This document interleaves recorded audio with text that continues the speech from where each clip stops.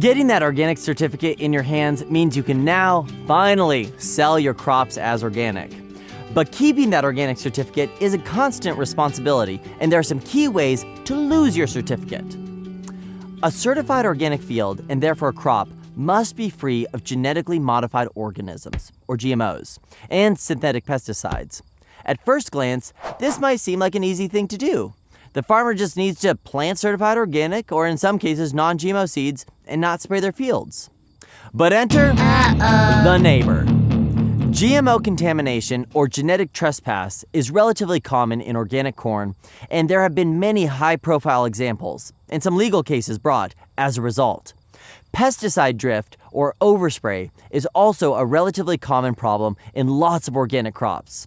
It's unfair, but the onus is really on the organic farmer to protect against these situations, and not so much the conventional farmer going about their business. In this lesson, we'll discuss both situations, how to prevent the worst-case scenario from happening, and what to do if it does. GMO contamination. If corn is contaminated with GMOs, it may lose its organic certification status or be downgraded to only sell into the conventional feed market.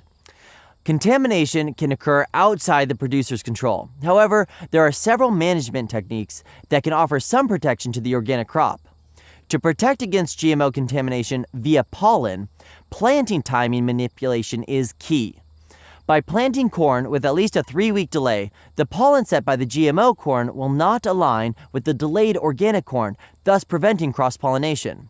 If possible, plan your crop rotation to avoid growing organic corn next to your neighbor's conventional corn in the same year. GMO contamination can be found throughout the corn supply chain. Corn seed can be the source of GMO contamination. Even if a corn seed is listed as non-GMO, it may be contaminated, and each lot of seed should be tested prior to planting to ensure that it's not the source of contamination. Certified organic seed undergoes more rigorous GMO testing. 100% non-GMO purity begins with the seed. Many seed companies now have varieties that are pure or even ultra-pure, 99.9% pure, while others have bred gametophytic incompatibility into their corn, meaning that plants won't accept GMO pollen. Drift from neighbors highlight how, in organics, the onus really is on the organic producer to maintain the organic integrity. That being said, there are several ways a producer can be careless and lose the certification for their crop. If storage bins are not marked, it can be easy to accidentally put a conventional grain into a bin with organic grain, thus commingling and losing the status for the organic grain.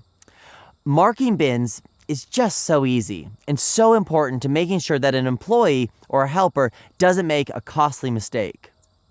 Being lazy at planting or harvest and not cleaning out your equipment can lead to GMO contamination, which can result in the loss of your organic status.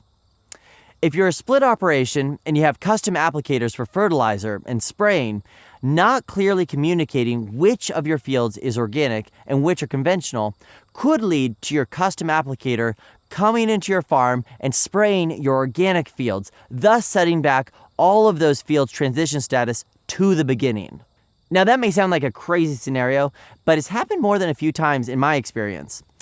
The typical scenario is that a driver for a custom sprayer just doesn't know which fields are organic and which are conventional because the owner hasn't told him, or it's a driver for a neighbor doing the spraying. When this happens, unfortunately, there's no recourse for getting that land status back. No matter what happens, you have to go back into a 3-year transition. Seed, as we mentioned before, can be a real source of contamination in an organic operation. Always look at the seed prior to putting it in the planter to confirm every bag is not treated with a prohibited substance. Lastly, if you use a material without clearing it with your certifier, you run the risk of it not actually being allowed in organics and compromising the whole field to which it was applied. And of course, if you intentionally commit fraud, you go to jail.